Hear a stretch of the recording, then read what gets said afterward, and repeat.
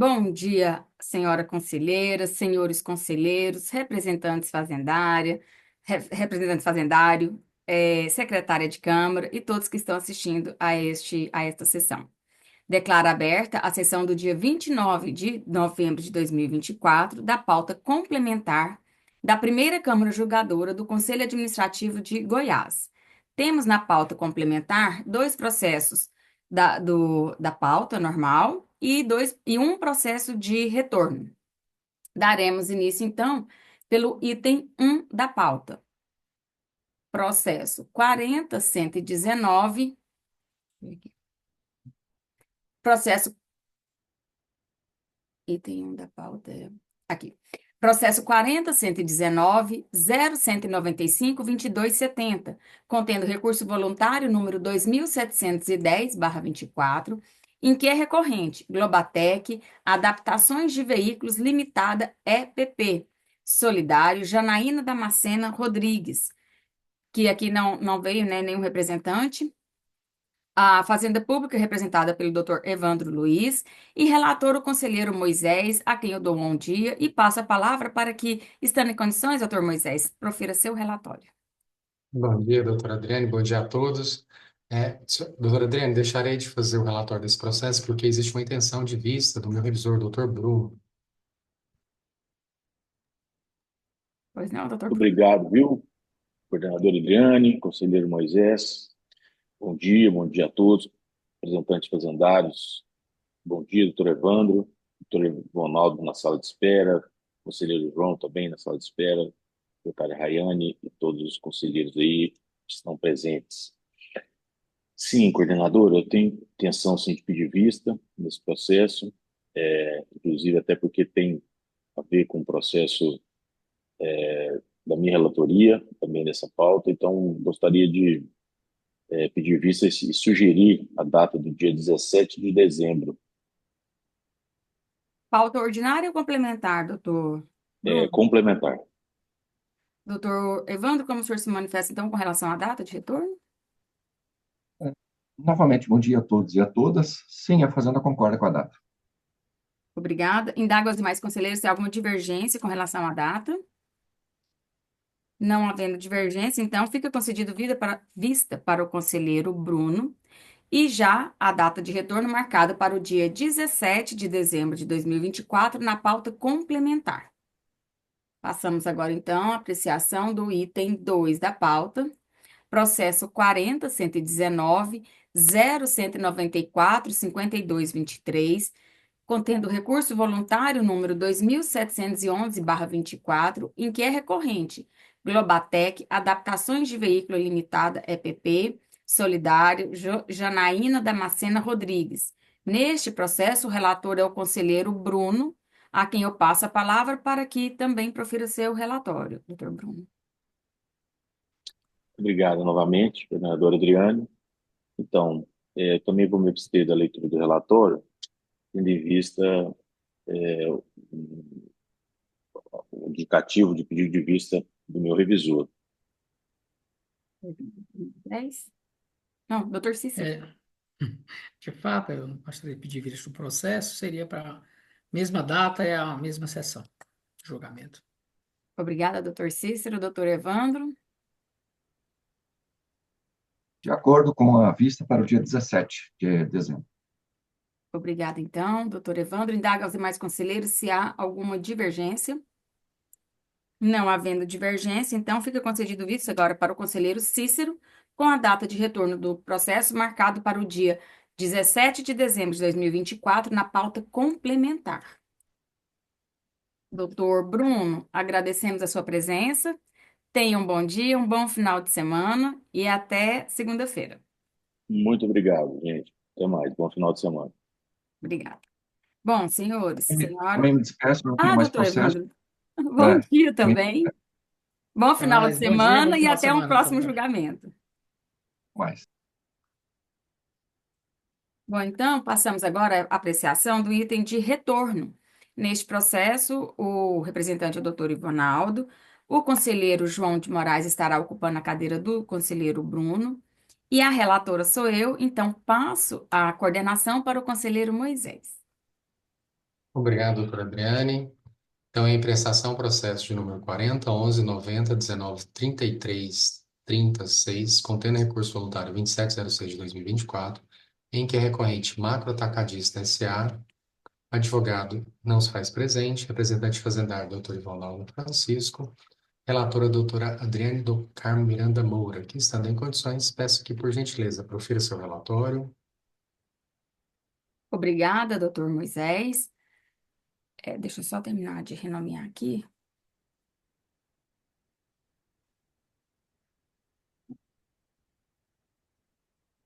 Bom, então, aqui é um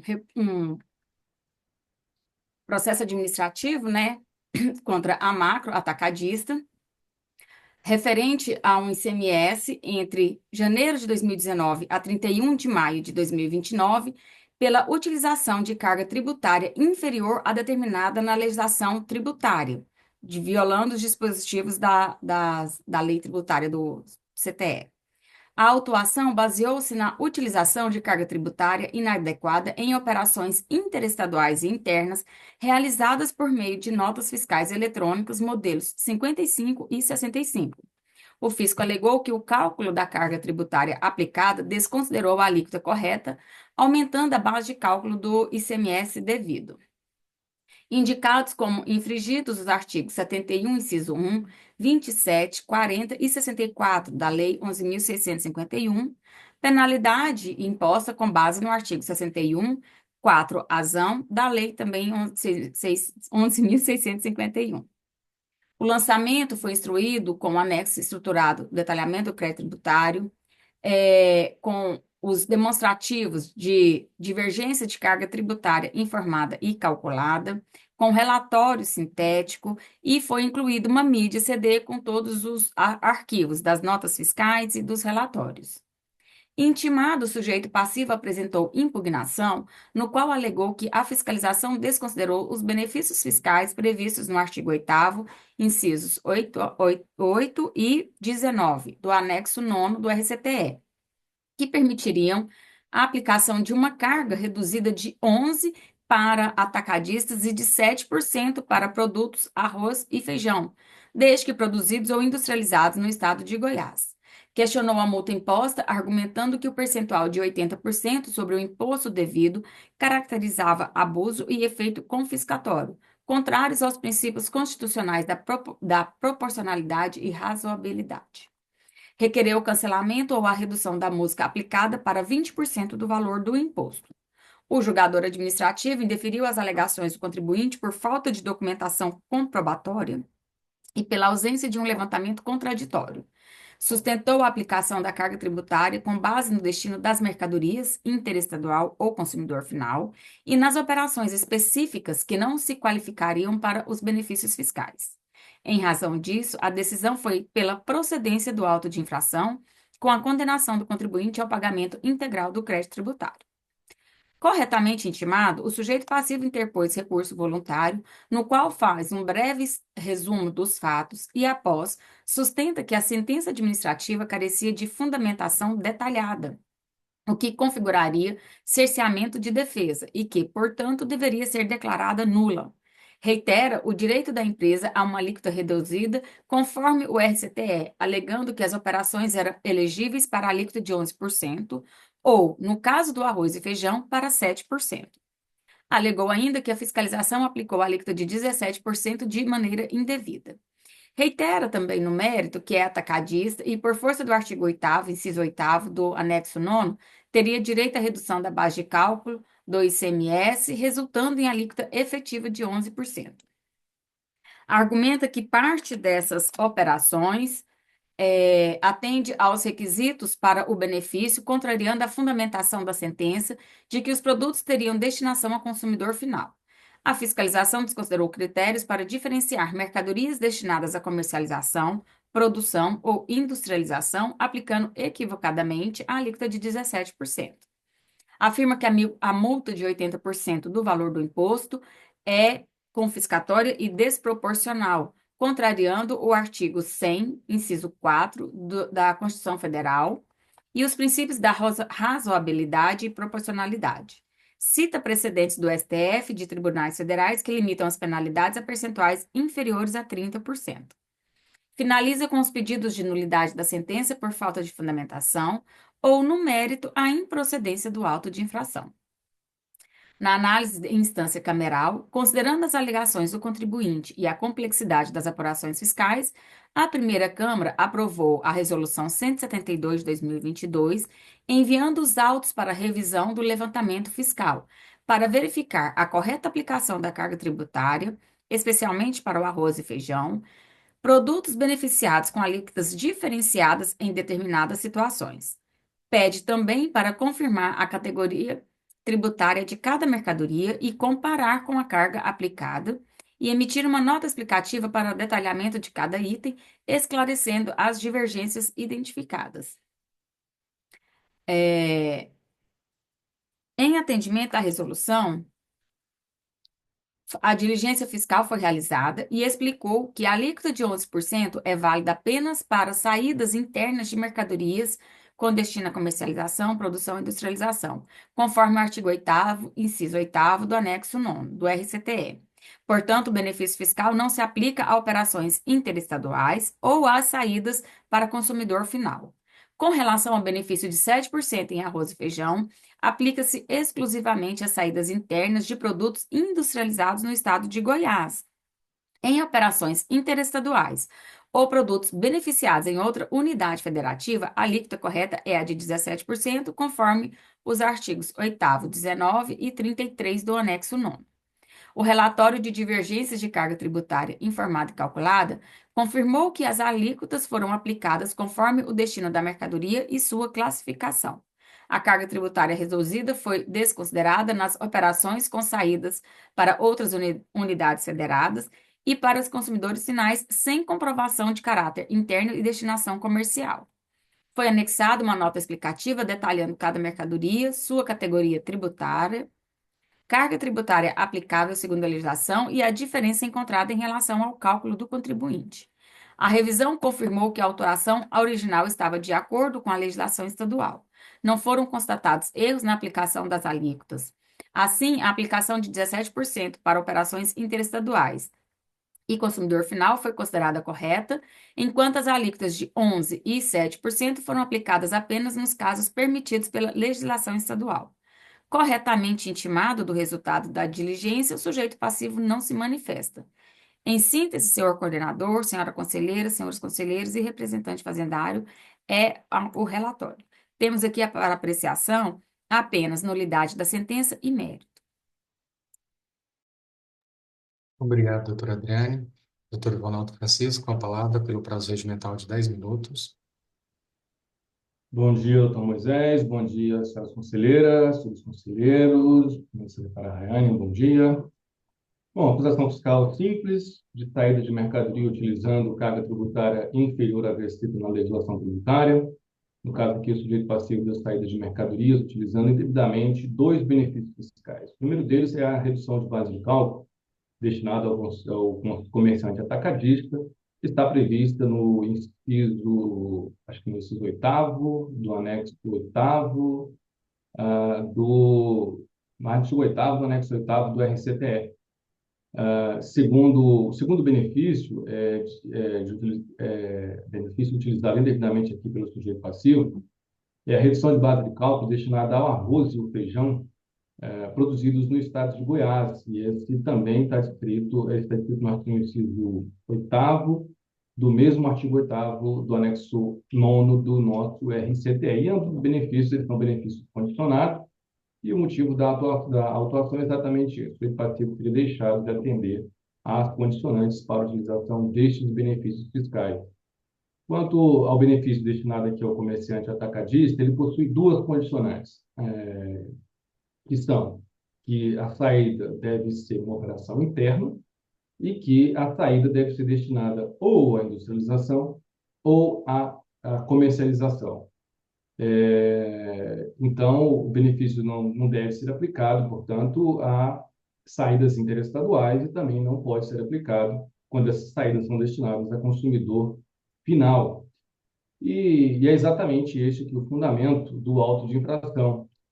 que se está exigindo aqui o ICMS complementar pelo uso indevido do benefício, descrito no inciso 8º do anexo 8º, sobre saídas interestaduais. O sujeito passivo deu saídas interestaduais e utilizou da redução da base de cálculo, não poderia, né? E também nós temos saídas destinadas a consumidor final, e o requisito é que essas saídas sejam destinadas à industrialização, à comercialização, à produção.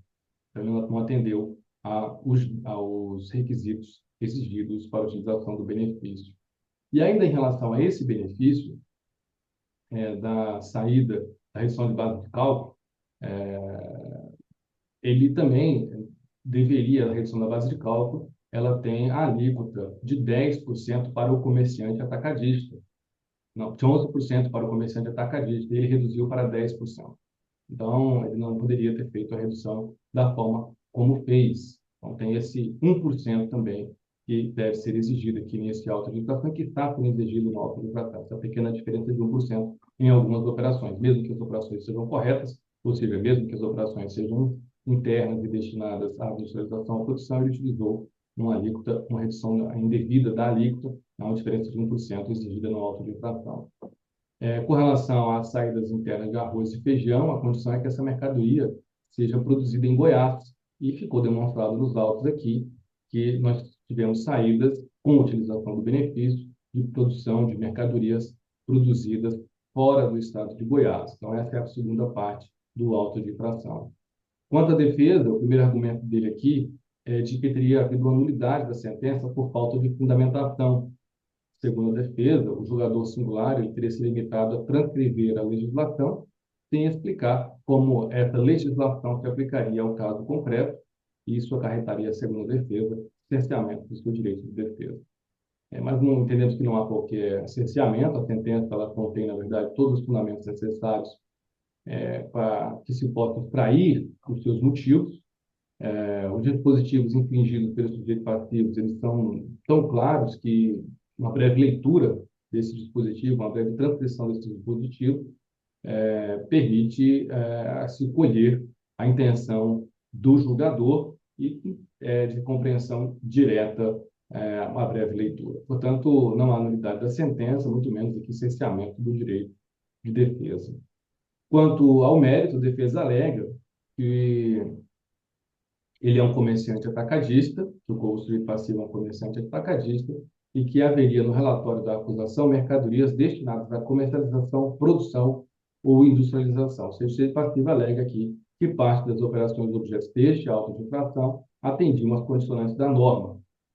Como sendo, de fato, algumas atendem às condicionantes, mas existe aí um percentual de 1% que ele utilizou uma redução indevida. Então, esse está sendo exigido no auto de infração. Quanto às demais saídas, ele também mantém essa mesma alegação de que essa mercadoria foi destinada à utilização ou produção, mas ele deveria ter juntado, ter apontado quais seriam essas operações e ter juntado um contra-levantamento. E até a presente data, o passivo nada trouxe. Inclusive, ele se ressente de que o prazo para ele apresentar aqui a sua defesa teria sido um prazo muito pequeno, ele não poderia apresentar um contra-levantamento devido ao curto prazo para ele apresentar esse contra-levantamento. Mas isso ocorreu em 2020, e nós já temos aí mais de 4 anos, e desde então o sujeito passivo não apresentou nada ao processo que modificasse o mérito da causa. Então, diante dessa inércia do sujeito passivo, a conclusão que resta é que o auto de infração é procedente, de fato, que o lançamento é procedente. Então,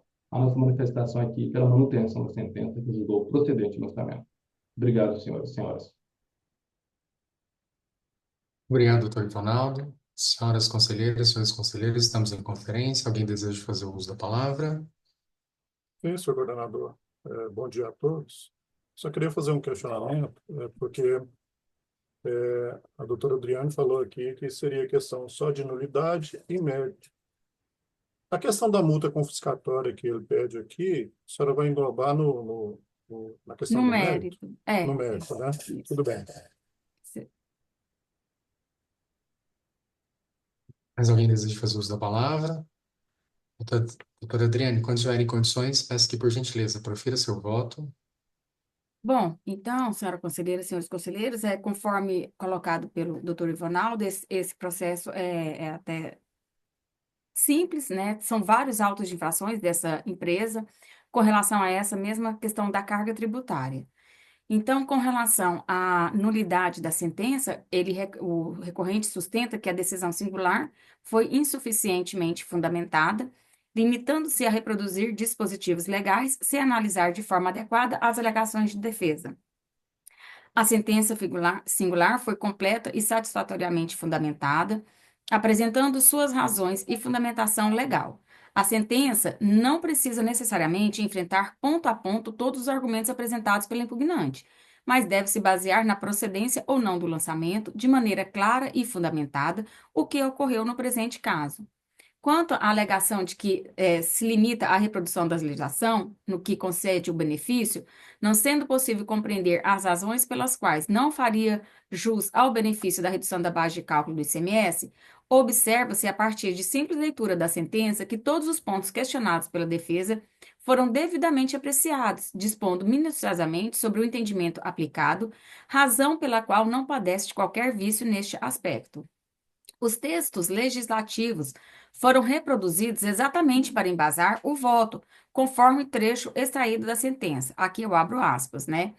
Na sentença está, conforme literalidade dos dispositivos transcritos, para que seja considerado o percentual de 11% constante do inciso 8º, é imperioso que a saída da mercadoria pelo comerciante atacadista seja em operação interna e com destino à comercialização, produção ou industrialização. Já quanto ao inciso 19, o percentual de 7% nas saídas de arroz e feijão está condicionado a que sejam saídas internas de produtos industrializados no estado de Goiás. Portanto, uma vez destinada ao consumidor final, não há que se falar do benefício fiscal concedido ao comerciante atacadista. Fecho aspas. A decisão recorrida cumpre os requisitos estabelecidos pelo artigo 38 da Lei 16.469, a Lei Processual, e do artigo 489 do Código de Processo Civil, contendo relatório do histórico do processo, fundamentação sobre as questões discutidas, especialmente a aplicação das alíquotas e os benefícios fiscais questionados, e conclusão clara e lógica, rejeitando os pedidos de nulidade e confirmando a regularidade do auto de infração. Assim, não prevalece a arguição de nulidade da decisão recorrida por precariedade da sua fundamentação, pois ela está condizente com a acusação fiscal e com os dispositivos legais acima citados, razão pela qual rejeito o alegado cerceamento do direito de defesa.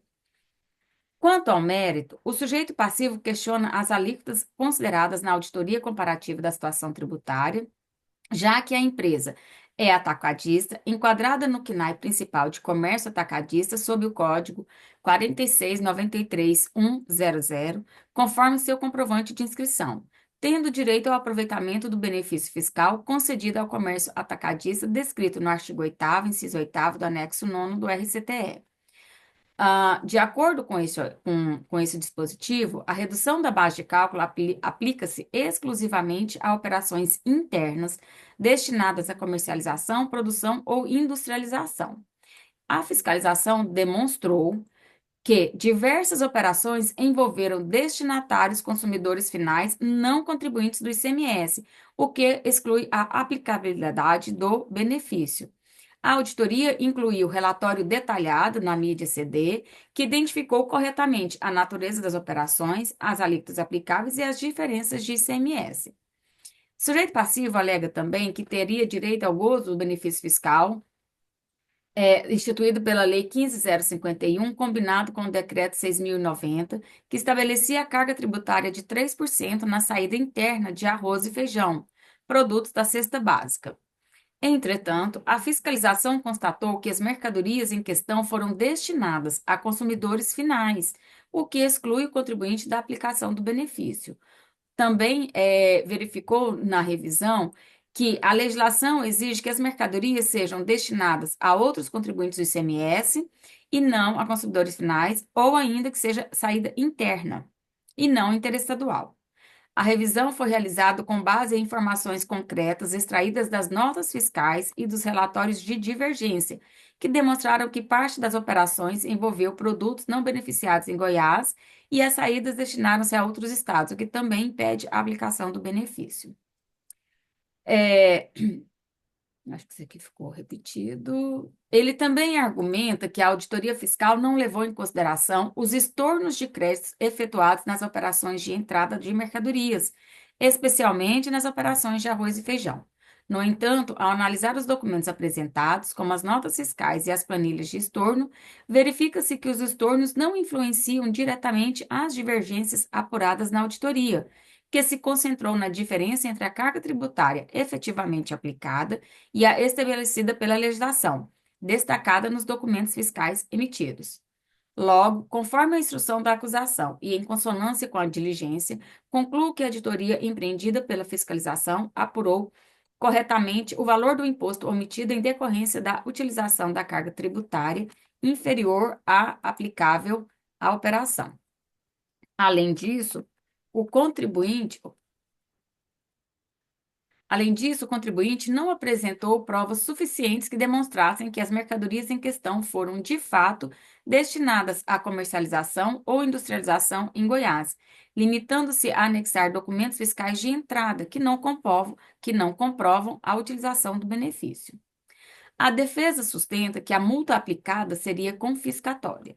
No entanto, a penalidade proposta pela fiscalização, de 80% sobre o valor do tributo devido, encontra respaldo no artigo 7º, inciso 4, azão, da Lei 11.651, que é inferior ao valor do tributo,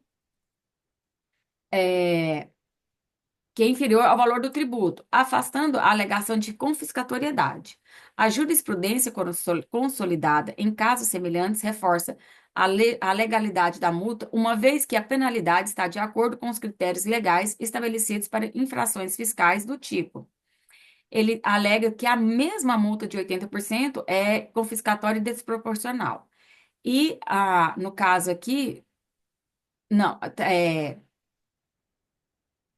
aqui cabe a este órgão julgador exercer o controle da legalidade do lançamento, não podendo, por força do artigo 6º, parágrafo 4º, proferir decisão que implique em apreciação ou declaração de inconstitucionalidade da lei, decreto ou ato expedito pela administração tributária. Então, com base nos fundamentos de fato e de direito acima expostos, decido que os termos da decisão que se mantenham os termos da decisão administrativa impugnada, uma vez que a autuação está amparada pelos dispositivos legais pertinentes e pelo entendimento jurisprudencial consolidado. A auditoria fiscal foi corretamente realizada e o contribuinte não comprovou, de forma suficiente, o direito ao benefício fiscal de redução da base de cálculo do ICMS. Ademais, a multa aplicada está conforme a legislação e não é confiscatória. Ante o exposto, rejeita a preliminar de nulidade da sentença arguida pela autuada por cerceamento ao direito de defesa. Quanto ao mérito, conheço do recurso, nego-lhe provimento para confirmar a sentença singular que considerou procedente o auto de infração e rejeita a arguição de redução da penalidade por confiscatoriedade da multa. É como eu voto, senhor coordenador, senhores conselheiros. Obrigado, doutora Adriane. Doutor João, como vota? Obrigado novamente com a relatora. Obrigado, doutor João. Havendo concordância entre a relatora e o revisor, indago aos demais conselheiros se há alguma divergência. Não havendo divergência, anuncio o resultado deste processo. A primeira Câmara do Conselho Administrativo Tributário decidiu, por unanimidade de votos, rejeitar a preliminar de nulidade da sentença arguida pela autuada por cerceamento do direito de defesa. Quanto ao mérito, também por votação unânime, conhecer do recurso, negar-lhe provimento para confirmar a sentença singular que considerou procedente o auto de infração. E, por unanimidade de votos, rejeitar o pedido de adequação de penalidade por confiscatoriedade da multa. Este é o resultado deste processo. Já agradeço a minha presença e retorno a coordenação para a doutora Adriane. Muito obrigado a todos. Obrigada, doutor Moisés, pela condução dos trabalhos. Doutor Ivonaldo, não temos mais nenhum processo com o senhor também. Agradecemos aqui a sua presença. Tenha um bom dia, um bom final de semana. E até Eu um que próximo agradeço. julgamento. Eu que agradeço. Bom dia a todos. Bom final de semana. Um abraço, até a próxima. Obrigada, até a próxima. Bom, senhora conselheira, senhores conselheiros, não temos mais nenhum processo para apreciação, nenhum expediente para o dia, então declaro encerrado a presente sessão convocando-os para a sessão de segunda-feira, às 8h30 da manhã, dia 2 de dezembro. Desejo a todos um bom final de semana e até segunda-feira.